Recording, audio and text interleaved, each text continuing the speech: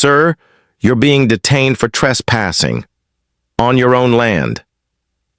That's nearly what the officer said before I shoved my property deed into his hands. See, our lake community had been suffering under the reign of one particular Karen for months. She called the cops on anyone who so much as breathed wrong near her, threatened to drag me into court for $50,000, filed bogus police reports, and even tried slipping cash to county officials just to push me off my property. The irony? She never realized I was the actual owner of the $800,000 mansion she was only renting. Picture dawn at Lake Serenity, the air rich with pine and mist curling off the water. Suddenly, red and blue lights start flashing across my grandfather's old cabin. Tires crunch over gravel as squad cars arrive, and there she is, Brenda Carmichael, standing on her deck in a neon pink bathrobe, pointing me out like I was some kind of wanted fugitive. Now tell me, what would you do if the cops were called on you for fishing on your own shoreline? Drop a comment below. And where are you tuning in from? I'd bet plenty of you have your own HOA nightmares. Anyway, I'm Marcus. 3 years back, I thought I'd finally found peace.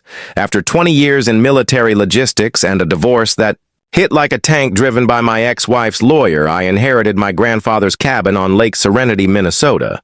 Small town, population 3,200, where the big news used to be Mrs. Henderson's cat snatching fish from the neighbor's dock.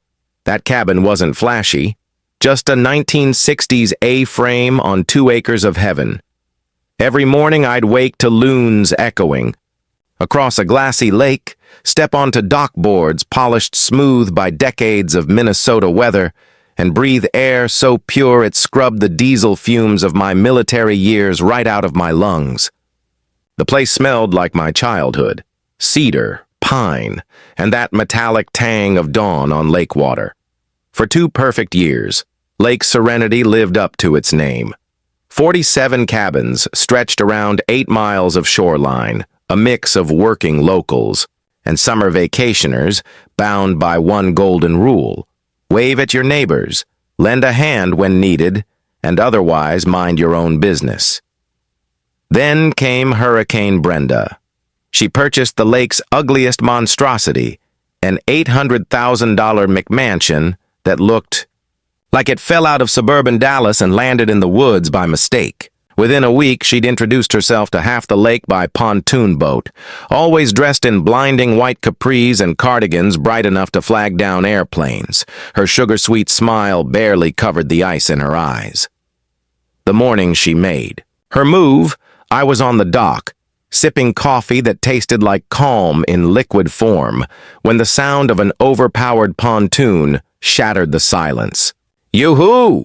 Hello, neighbor! Brenda's voice carried across the lake with all the charm of a tax bill. She pulled up to my dock, flashing a salesman's grin. I'm Brenda Carmichael from the executive estate across the way. Executive estate? For crying out loud.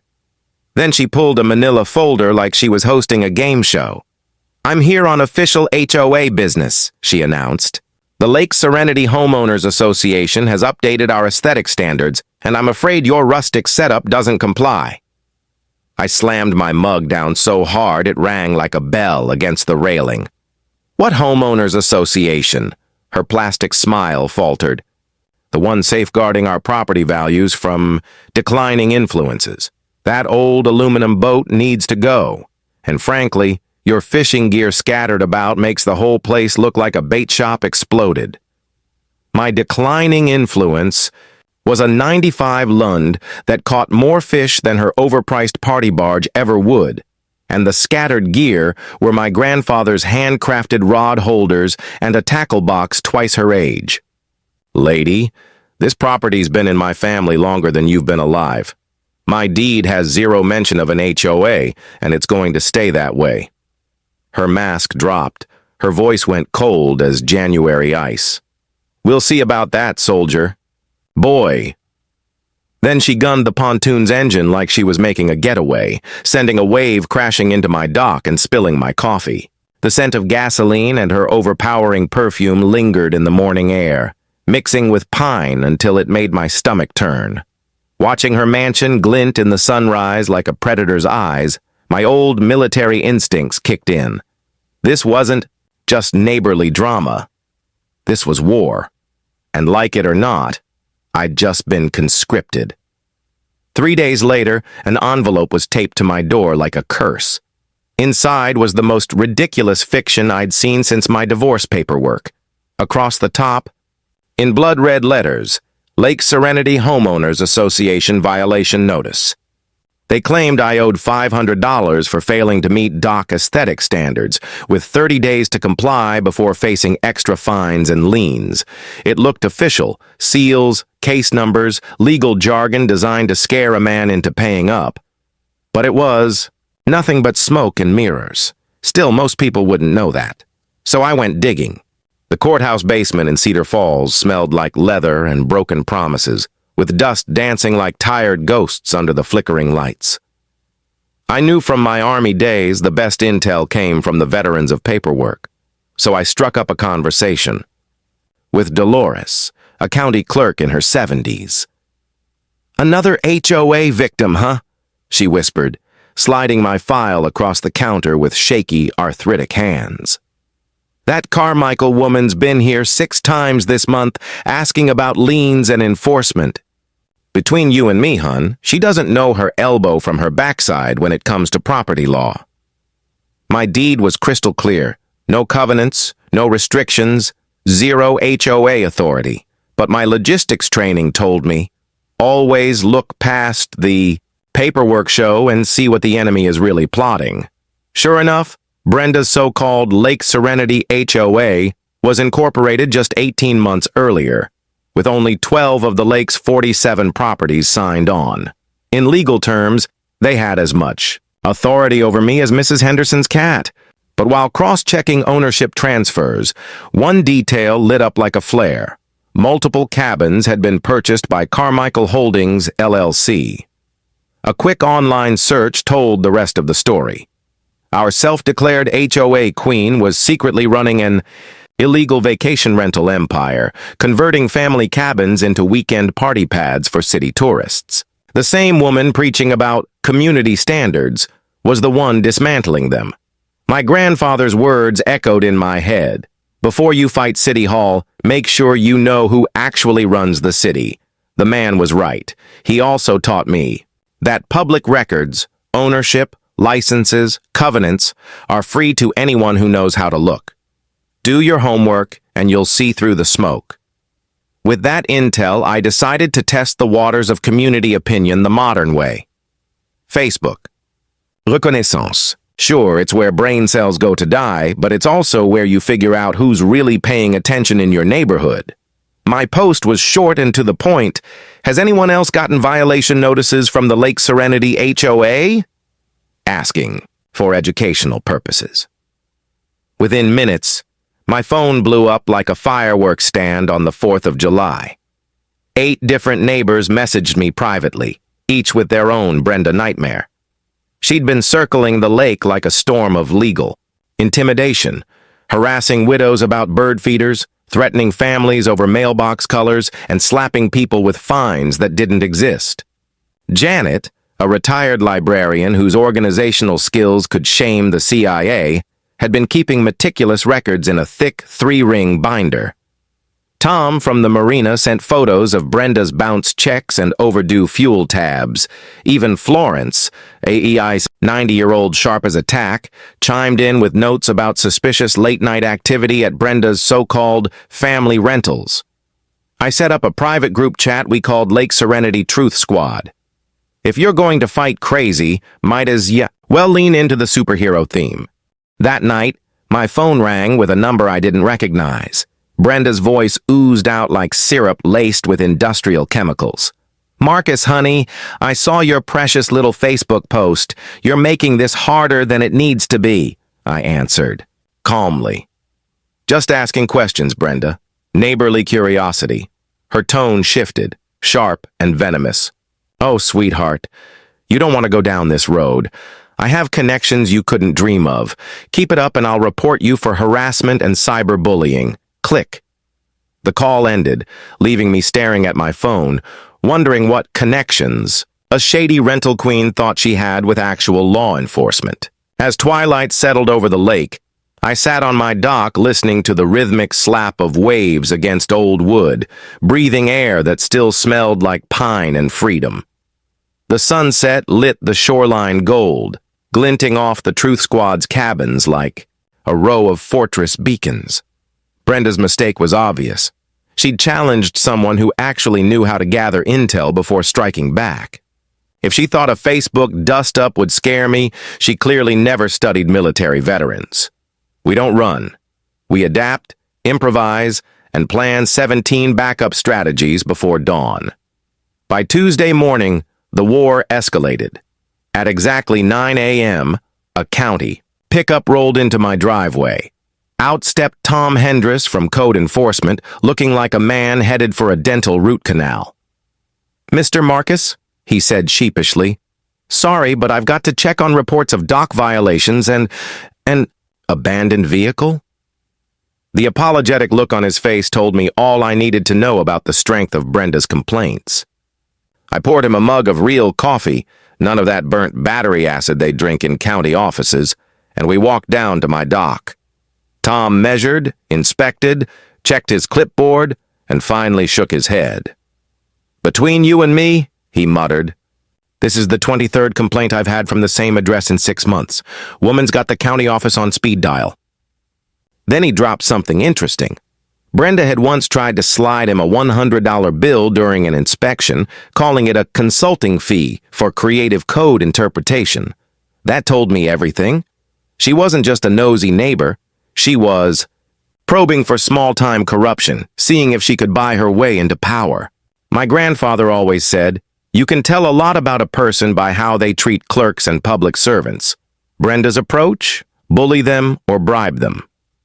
That evening, the Truth Squad attended her emergency HOA meeting, which was about as democratic as a one-party election.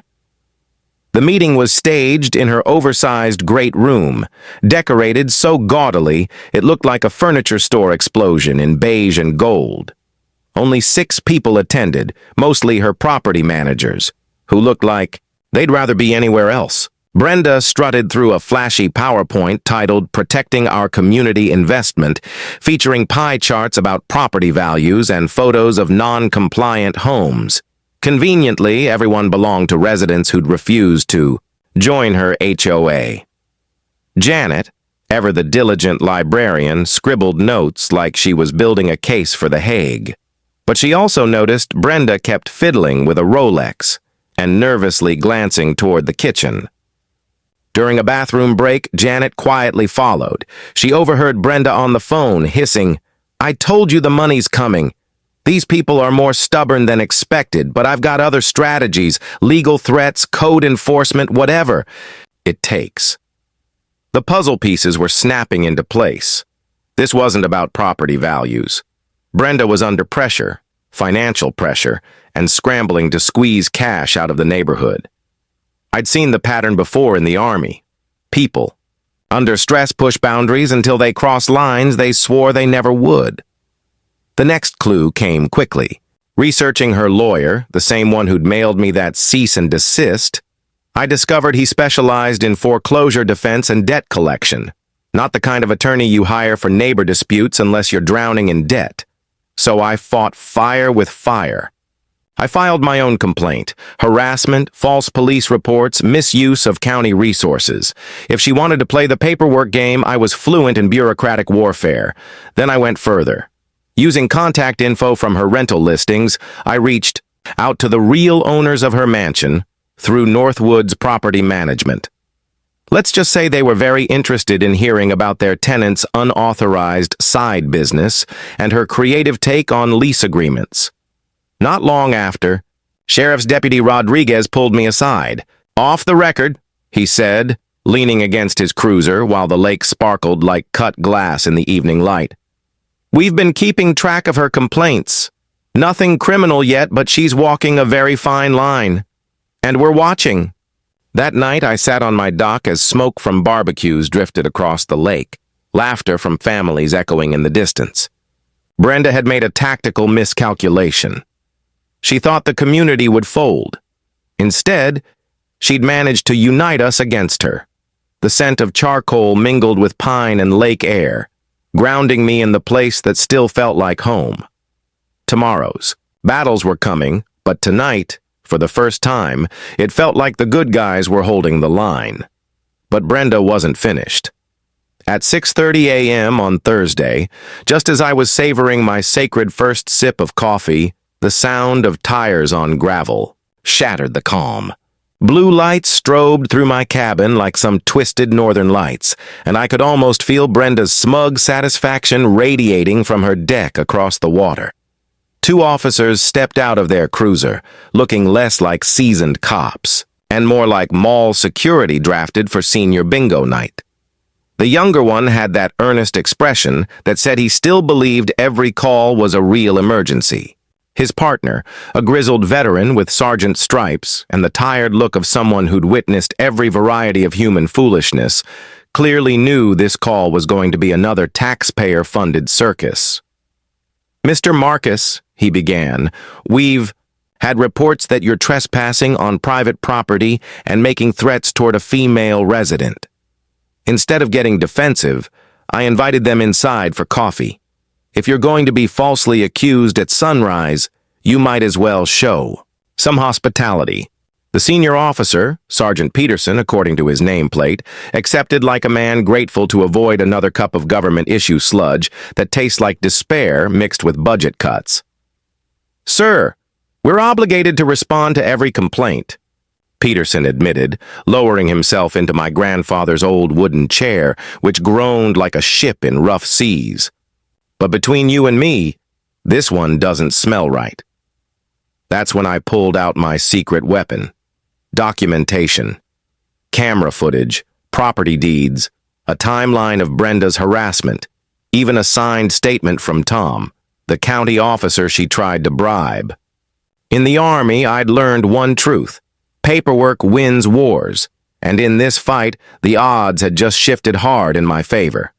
Peterson reviewed the video that supposedly showed me being threatening.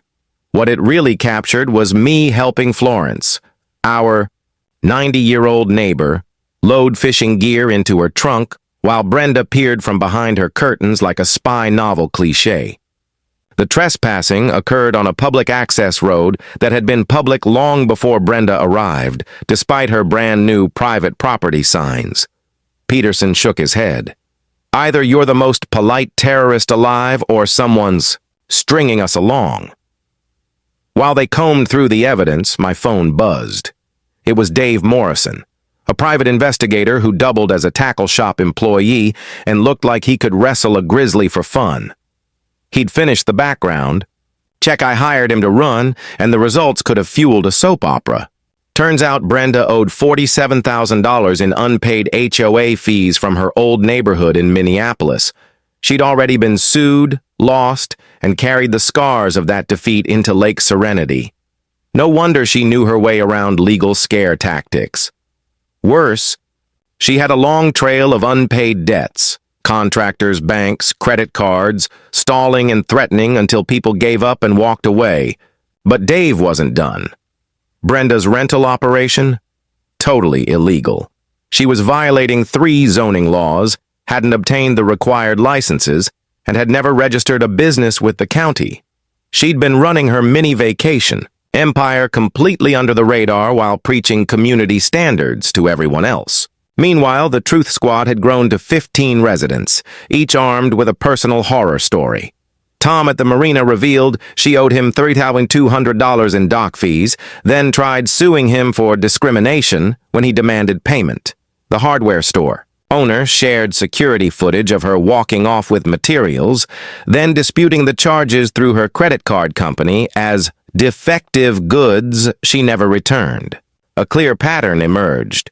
Brenda weaponized intimidation and paperwork to dodge her debts, hoping most people would fold rather than fight. By the time Peterson finished flipping through my folder, his expression said it all. "Mr. Marcus," he told me, "you might want to consider pressing charges for false reports." She's been using this department like her own private security detail, and that stops today. As their cruiser pulled away, gravel crunching beneath the tires, like victory drums, I spotted Brenda's shadow vanish from her window. Mist lifted from the lake, carrying with it the crisp smell of pine, and for the first time in weeks, a hint of possibility. The next morning, I met with my attorney, Arthur Peaton. He'd been my grandfather's lawyer since the Carter administration, and at 78, still dressed like he was preparing to argue in front of the Supreme Court. His office smelled of old leather, cigar smoke, and the weight of centuries of case law piled precariously around the room. "Marcus, sit down," he said, adjusting wireframe glasses older than I was. "I've gone over your grandfather's estate again, and we overlooked something big." He spread papers across his desk like he was revealing a winning hand. Deeds, trust documents, incorporation papers with signatures I didn't recognize. "When your grandfather passed, you didn't just inherit the cabin," Arthur explained. "In 1987, he established the Northwoods Property Trust. You now hold 60% controlling interest. The trust owns 4 lakefront properties." My coffee froze halfway to my mouth. 4 properties, including the $800,000 McMansion Brenda, currently occupied. The revelation hit like a slap. For 3 years, I'd been battling my own tenant without realizing it. Every month, Brenda had been paying rent to a management company that quietly funneled it into an account I didn't know existed. The woman tormenting me about community standards had literally been cutting checks to her landlord, me. Arthur slid over a lease so thick it could stop a bullet. "Your grandfather was thorough," he said. "This agreement bans unlicensed businesses, requires respect for neighboring properties, and demands peaceful community conduct. Ms. Carmichael is in violation of at least 14 clauses, and she's already 2 months behind on rent, with late fees piling up. The management company is preparing eviction proceedings, but they need your signature to proceed." I sat stunned, realizing Brenda's desperation finally made sense. She wasn't just facing neighbor complaints and zoning violations. Her entire operation was on the verge of collapse because she was about to lose her headquarters.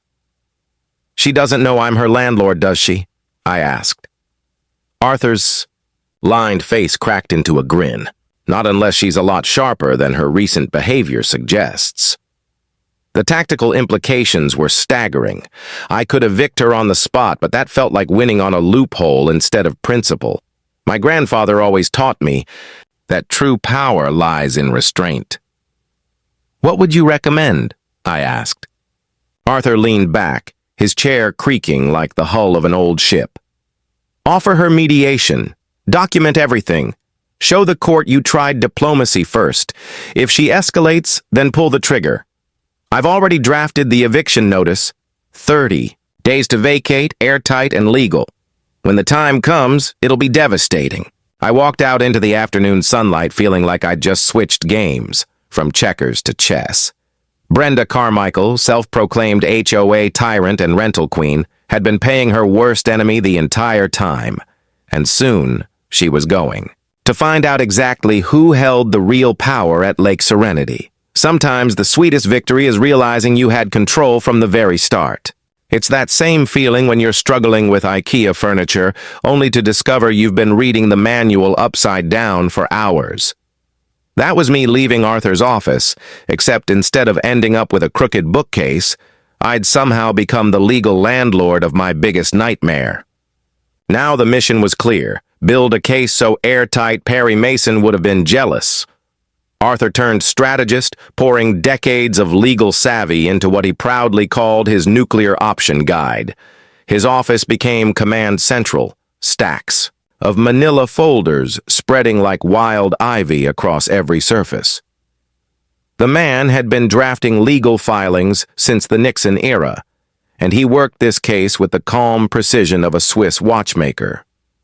"Landlord-tenant law works like coaching," Arthur explained, tapping his Mont Blanc pen against legal pads.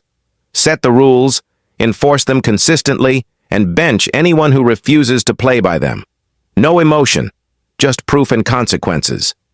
Dave Morrison, my investigator, had the uncanny ability to track information like a hound in a snowstorm.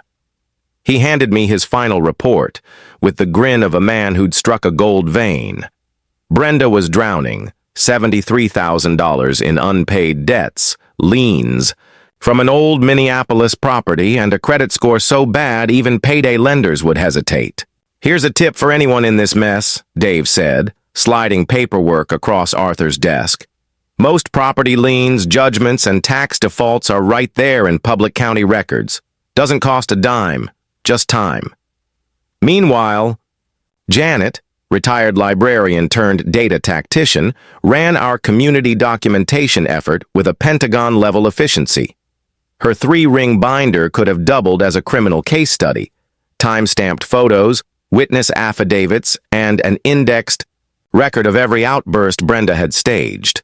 Even the marina owner contributed receipts for unpaid slips and bounced checks, while local contractors shared horror stories of jobs ending with threats instead of payment.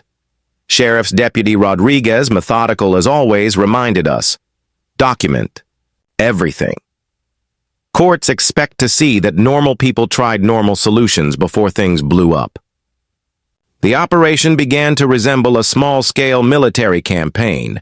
If military campaigns relied on librarians, small-town attorneys, and irritated neighbors. I upgraded my property with new cameras equipped for audio, turning my lake house into a security hub rivaling a courthouse. "Audio is legal on your own property in most states," Arthur noted, flipping through a statute book thick enough to stop bullets. "Always double-check your state laws, but hard evidence beats finger-pointing." With Arthur's guidance, we created an escalation plan that gave Brenda every opportunity to resolve matters while ensuring her refusals were documented. Step 1, offer mediation through county services. Step 2, if she balked, we'd drop the landlord revealed during a public town council meeting. Janet studied Robert's Rules of Order like she was prepping for Senate hearings, while Arthur churned out template notices for every possible outcome.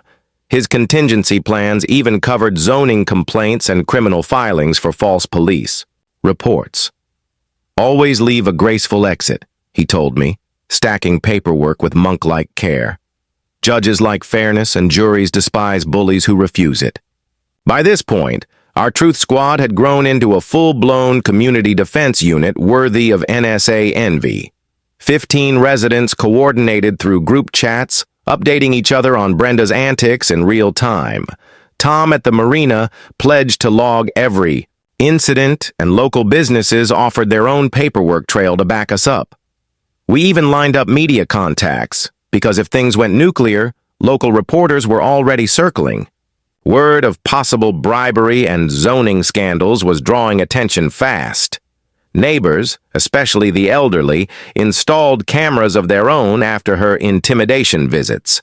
Squad members began escorting vulnerable residents to keep her from cornering them. What began as self-defense was morphing into a real community alliance. Sitting in Arthur's office that night, surrounded by files, the smell of old books mixing with Janet's cookies and Dave's cigar smoke, I realized something remarkable. In trying to divide us, Brenda had built us into a stronger neighborhood. Still, tomorrow I'd give her one last chance to step back gracefully. After that, the nuclear playbook would roll out. But Brenda wasn't about to back off quietly. Desperate people make terrible choices, and she was no exception. The sabotage started small, a sign she was done with petty harassment and ready for criminal-level stunts. She'd been stalking our group's activities on Facebook like a high school ex, spinning up fake accounts to snoop and spread rumors about my supposed instability. Then, at 2:17 a.m., my security feed caught something that set my instincts buzzing. A pickup truck, eerily similar to her handyman's, crawled past my dock. The driver, cap pulled low, clearly underestimated my new floodlights. The license plate shone bright as day. By morning, my fishing boat was half sunk, looking like a crime scene afloat. Someone had deliberately removed the drain plug. Clean, Precise sabotage. Damage. $2,800 to the motor and electronics, plus heirloom gear soaked beyond repair. The reek of lake water mixed with gasoline hung heavy. What Brenda failed to grasp? Everything was on camera, in crisp HD, audio included, her handyman muttering about crazy lady jobs. The police report practically wrote itself. Deputy Rodriguez showed up within the hour, watched the footage, and sighed like a man seeing taxpayer dollars circle the drain. "This isn't harassment anymore," he said, pointing to the evidence. "Over $1,000 in damages makes it felony territory, and your electronics alone cross that line." While I dealt with insurance calls and boat repairs, Brenda's behavior across the lake spiraled into something unhinged. The Truth Squad reported bizarre scenes. She was cornering elderly neighbors, demanding loyalty pledges for her so-called lake war. Florence, age 90 and sharp as a tack, told Brenda exactly where to shove her ultimatum, using language salty enough to stun a sailor. At the marina, Brenda screamed at a teenage dockhand about conspiracies and gas pricing, earning herself a permanent ban. Then came the grocery store meltdown. She accused a cashier of targeting her, filmed strangers for evidence, and was finally escorted out for harassing customers. And just when we thought we'd seen it all, Janet dug deeper into Brenda's past. Her research uncovered a paper trail of residences and disputes stretching back nearly a decade. A history that explained why Brenda seemed to carry chaos with her wherever she went. The pattern repeated itself at every property she touched. Neighborly disagreements escalated into harassment claims, wild accusations of instability and threats, and eventually an exit that smelled strongly of legal pressure. Former landlords all told the same story. Disputes spiraling until eviction proceedings became inevitable. In Minneapolis, one property manager had even obtained a restraining order after Brenda threatened to ruin a neighbor who objected to her illegal dog breeding. At another complex, cameras caught her scratching up cars belonging to tenants who had reported her noise violations. Meanwhile, I was quietly tightening my defenses with the precision of a military campaign on the eve of battle. Arthur filed for a restraining order that laid out the trail of property damage and harassment. Together, we worked with the insurance investigator on potential fraud charges, especially since Brenda's so-called handyman had suddenly forgotten his midnight marina adventures. Pressure closed in from all sides. Reviews for her vacation. Rentals began calling out unstable management and endless neighbor fights, tanking her bookings as fast as her credit rating. Formal complaints about tenant misconduct hit the property management office. County zoning officials launched an inquiry into her unlicensed business dealings, while local reporters started sniffing around questions of corruption and harassment.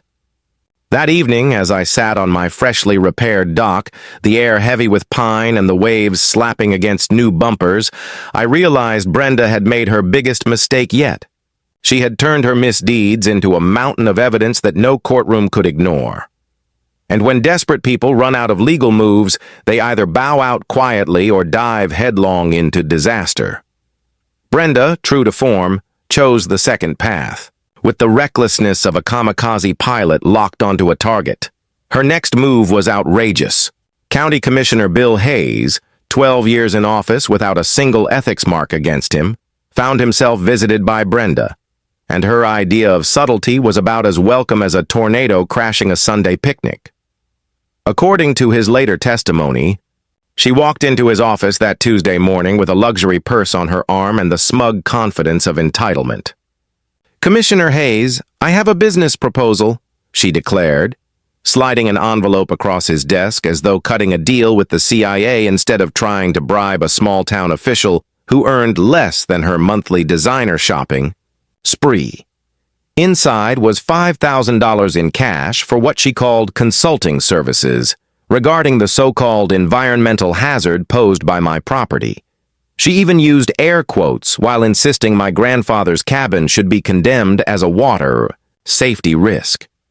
Hayes had been in politics long enough to spot corruption in heels and perfume. He reported her bribe attempt to the district attorney at once, sparking an investigation that made Watergate look tame. But Brenda wasn't done. She went on peddling her schemes like a door-to-door corruption saleswoman.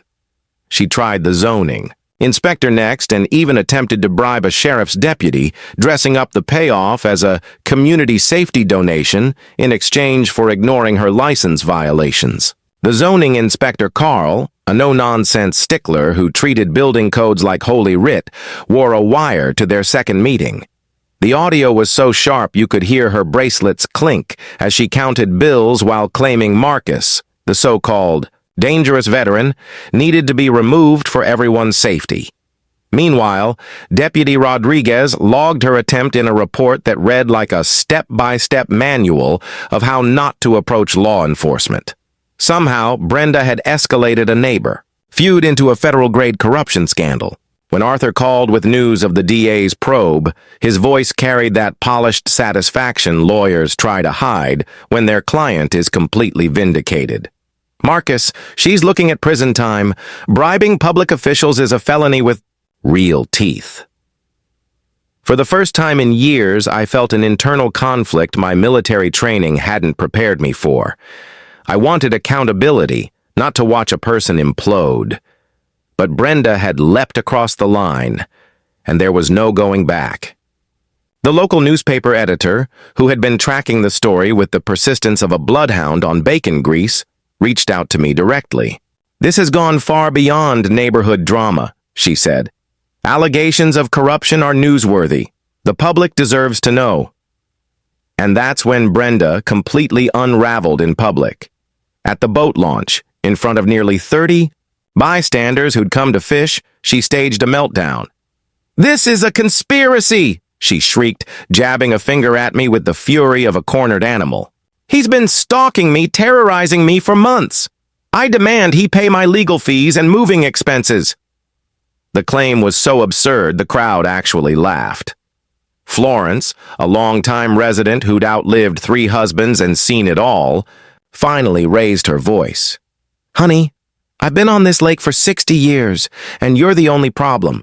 That boy's been minding his business while you've been running around threatening lawsuits like some kind of legal terrorist." Heads nodded all around with phones lifted high to capture what was clearly destined for social media infamy. Defeated and friendless, Brenda stormed away, spitting threats of hiring real lawyers with money she didn't have. That night, Arthur urged me to bring everything into the open at the next town council meeting. "It's time, Marcus, before she hurts herself or someone else any further. Her own actions leave you no choice." Word spread quickly, like gossip at a Sunday potluck. The county attorney agreed to attend, scouting for witness testimony, while a regional reporter prepared to cover what locals were already calling the Great Lakes Showdown.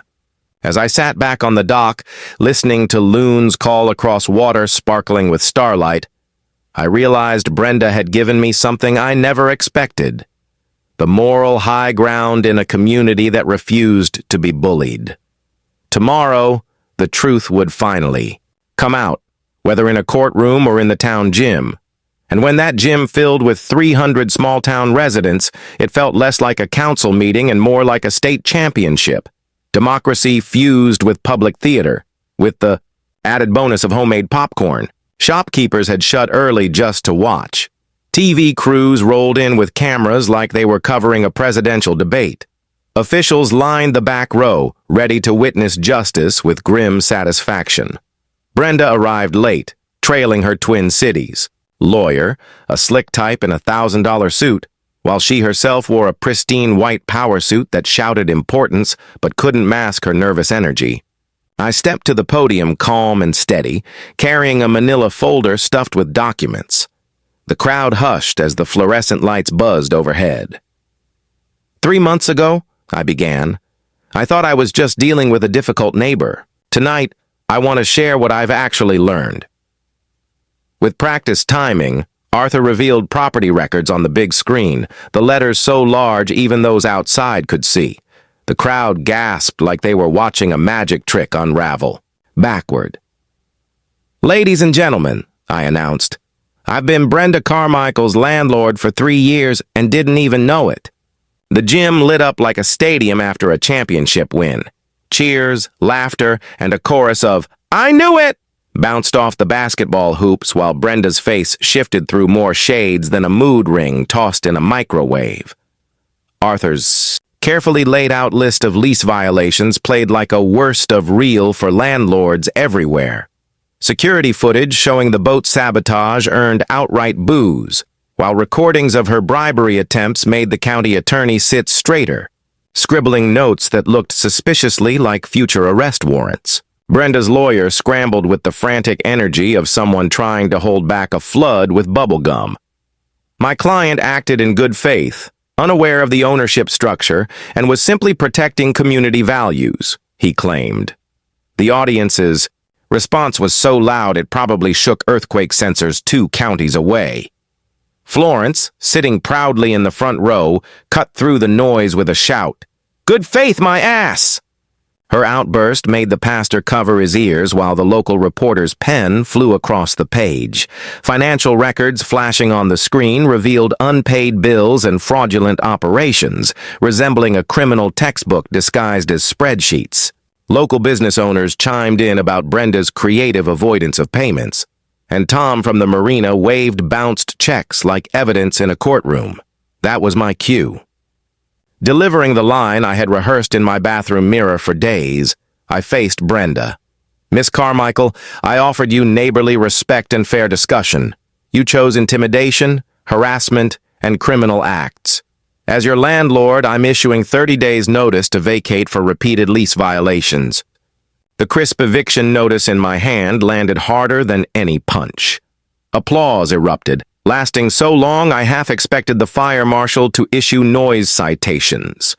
Florence led the ovation like a maestro conducting an orchestra, while Truth Squad members wiped away tears of relief. Brenda rose dramatically as if auditioning for a courtroom drama. "This is lies and conspiracy," she shouted, jabbing her finger at me with enough venom to poison a pond. "He bought off the cops and the media. This is harassment." Deputy Rodriguez moved closer as her voice pushed past indoor-friendly levels. Her attorney grabbed her arm, keeping her from charging the podium and sparing her a few more charges like public disturbance or assault. Afterward, the TV reporter lobbed me gentle questions that felt like batting practice pitches from a grandma. "What advice do you have for others dealing with HOA abuse?" My answer was simple. Document everything, know your rights, and never let bullies win through silence. The next morning's newspaper headline read, "Lake Dispute Uncovers Bribery Scheme." Overnight, our neighborhood drama transformed into a warning about corruption, intimidation, and the importance of actually reading property deeds. That evening, as neighbors left the gym chatting like kids after a concert, I realized we had sparked something greater. A community unwilling to be pushed around, no matter how loudly someone shouted about their so-called authority. Brenda disappeared. From Lake Serenity faster than a bounced check clears a bank account, loading her fancy luggage and bruised pride into a U-Haul bound for Florida within 2 weeks. She left behind a flimsy forwarding address and property damage that looked like the aftermath of a college frat party. The criminal case wrapped quickly. Brenda took a plea deal, probation and 200 hours of community service, an ironic sentence, for someone who spent months tormenting her actual community. Her pricey lawyer probably billed more for that negotiation than most families earn in a year, but at least justice came with financial payback. I never intended to become Cedar Falls' accidental community organizer, but standing up for fishing rights apparently qualified me for leadership I never wanted. Out of our Truth Squad, the Lake Serenity Advisory Committee emerged naturally, creating fair rules without the dictatorship vibe most HOAs thrive on. We partnered with county agencies for lake conservation, launched a neighborhood watch that targeted actual crime, not bird feeders, and built mediation programs that solved disputes without dragging in lawyers. The real breakthrough came when I decided how to use 3 years of surprise rental income. We started the Lake Serenity Community Scholarship Fund, a radical idea. Reward kids for community service instead of community harassment. Each spring, scholarships go to students pursuing environmental science, law, or public service. The annual fundraiser quickly became Cedar Falls' social highlight. A fish fry that tastes like heaven, live bluegrass music, and a storytelling contest where neighbors trade, "Remember Brenda?" tales like war stories. Florence took last year's crown with a performance-worthy retelling of the day she told Brenda exactly where to shove her demands, complete with hand gestures that made firefighters blush and inspired a sermon about righteous anger. Healing arrived like a slow Minnesota spring, gradually, then all at once. The peace I had originally wanted came bundled with something richer, friendships forged in the fire of standing united.